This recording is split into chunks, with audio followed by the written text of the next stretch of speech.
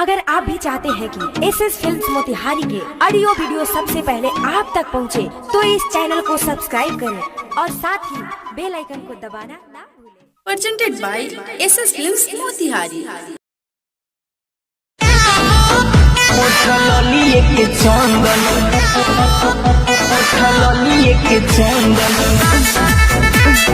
Music by संगम।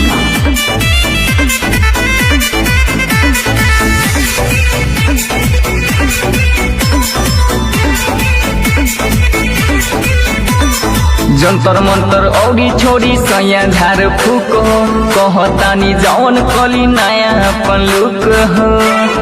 ए जी सुनतानी जंतर मंतर औरी छोड़ी सैया झार फूक हो, कहतानी जौन कली नया अपन लुक हो। बिजनेस बढ़ी घर में आई अंधन, बिजनेस बढ़ी घर में आई अंधन। कली न ये राजा चलनी के चंदन, काम धंधा चली खूबे बिक्री होई दंदन।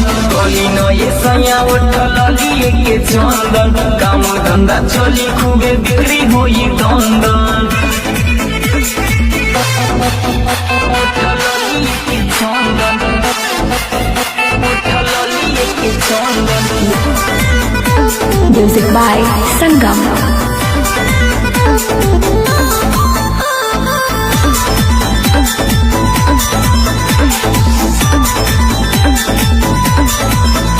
मराइल बाटे मोती तो देखाई अगरबत्ती, छोरी नहीं राजा बारे संपत्ति। सुनतानी मराइल बाटे मोती तो देखाई अगरबत्ती, छोरी नहीं राजा बारे संपत्ति। घर में चली न बजा दी तनी कंगन। कली न ये राजा चलनी के चंदन, काम धंधा चली खूबे बिक्री होई दंदन। कली न ये सैया चलनी के चंदन, काम धंधा चली खूबे बिक्री होई दंदन। चलनी के चंदन, चलनी के चंदन। म्यूजिक बाय संगम।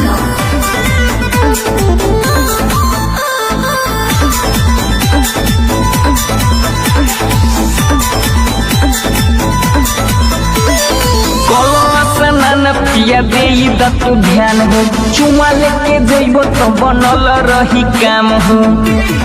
ए जी स्नान पिया दे तू ध्यान हो, चुमा लेके जइबो तो बनल रही काम हो। विष्णु आनंद मनीष छुटी जाई लंदन।